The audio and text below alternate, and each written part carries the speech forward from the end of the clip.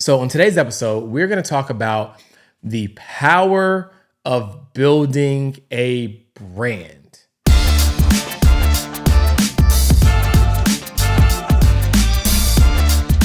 What's up, guys? Welcome back to another episode of Financial Freedom Fast Lane.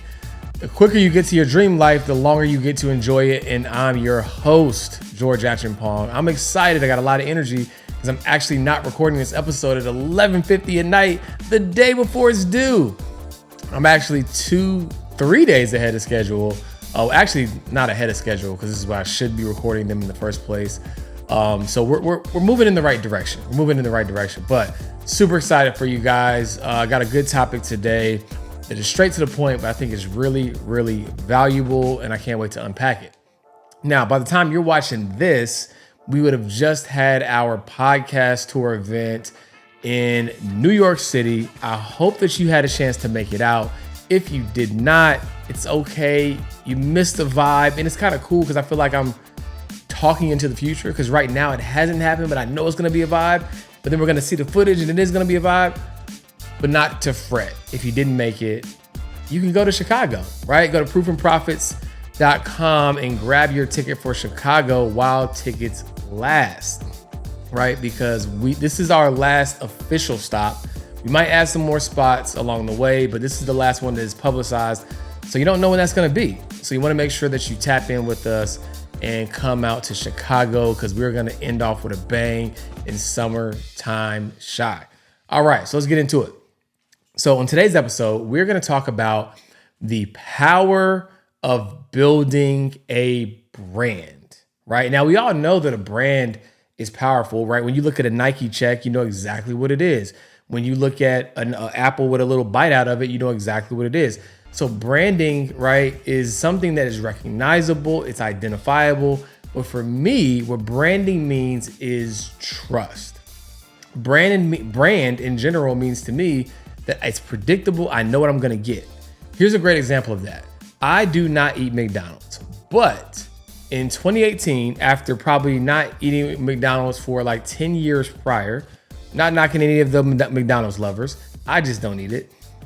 I was in Shanghai, China, and I just touched down. And I was like, well, I'm a foodie. I'm gonna explore some stuff, but I was starving and I didn't yet know what I wanted to try. And I saw McDonald's.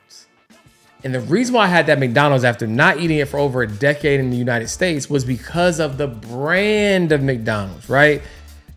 I knew at least what I was getting into, right? As they say, it's, play with the devil that you know. Don't play with the devil at all if you can help it, but play with the devil that you know. Like I knew that worst case scenario, what I was gonna expect. And honestly, the McDonald's in Shanghai was actually better than what I remember as far as McDonald's in the US. However, it didn't prompt me to come back to the US and like validate that thesis. I'm still team no McDonald's. But that is a prime example of the power of a brand, right? Because I knew what I was getting into, I still went ahead and did it. As a matter of fact, let's get into it.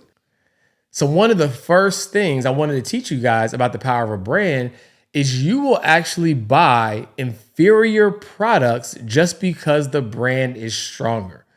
All right, so I'm probably gonna get crucified for this, but the context here is that I actually love Apple products. I have an Apple phone that I'm recording this on.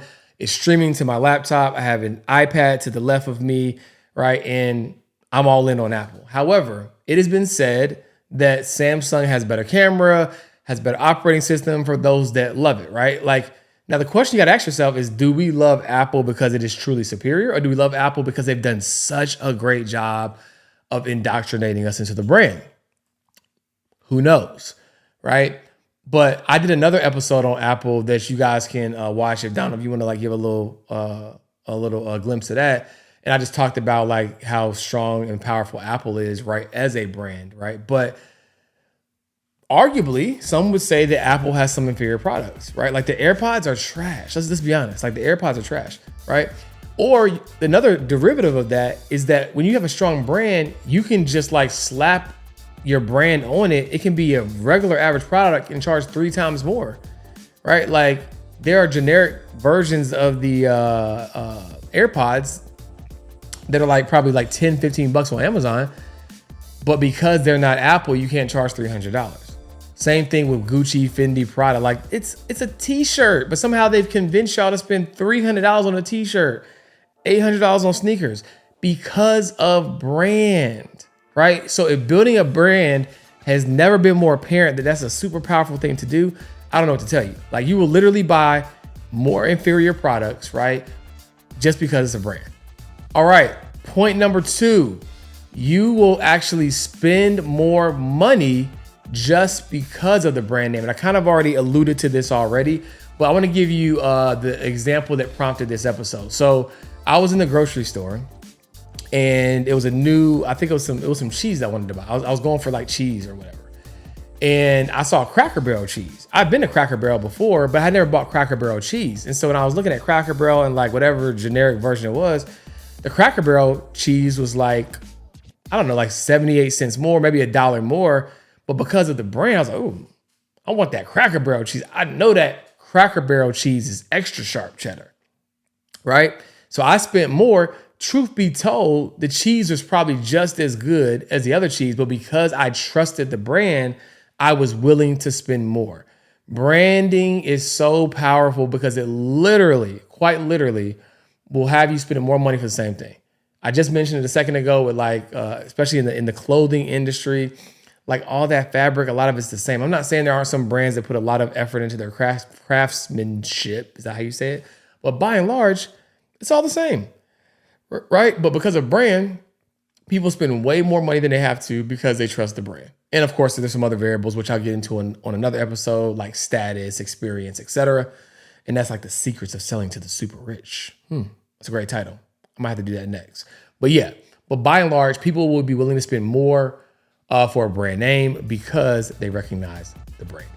All right, so for the next point, another really powerful thing when having a brand is that it will prompt people to try new things, right? So for example, if I go to a store and I see, let's go to the Cracker Barrel example, and I see Cracker Barrel blueberry syrup. Okay. I might normally buy Aunt Jemima, or did they cancel that?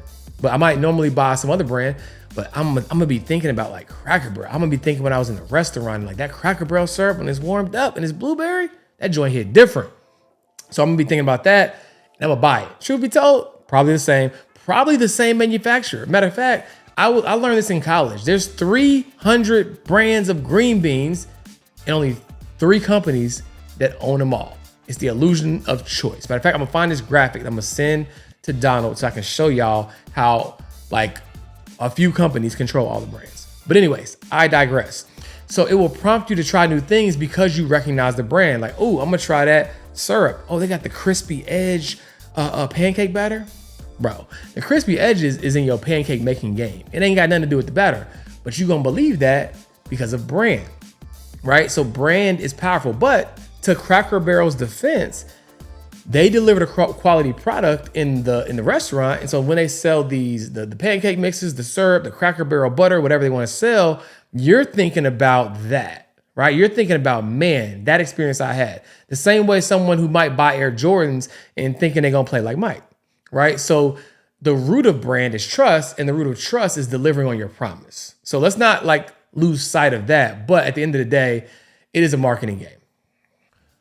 All right, and for my last point, this is kind of like just like of an extension of the previous point.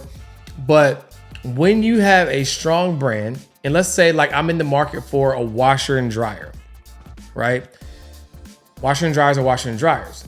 But I will probably gravitate, right? All things remaining constant, I'll probably gravitate towards the brand that I'm familiar with, right? Because I already trust the brand. I might not know anything about this product. I might have never used it, might have never heard a review, might have never gotten a referral to it. But because I trust the brand, I will buy it. That's kind of an extension of the previous point, because the previous point was more so on like trying new things because of the brand, right? But this is like I'm going for a product. I didn't even maybe know that this brand made the product, right? But I'm gonna lean in towards that because I recognize and trust the brand. All right, guys, I hope this was helpful. I wanted to share just a few quick ways that you could really lean into the power of branding. And just remember, like, never shortchange the effort and the intentionality behind building a brand, because when you have a brand, it gives you infinite leverage and you can sell more stuff, raise your prices. You can do all sorts of stuff when you have a strong brand. Thanks so much for tuning in to this episode of Financial Freedom Fastlane. And remember, freedom is for sale if you're willing to pay the price.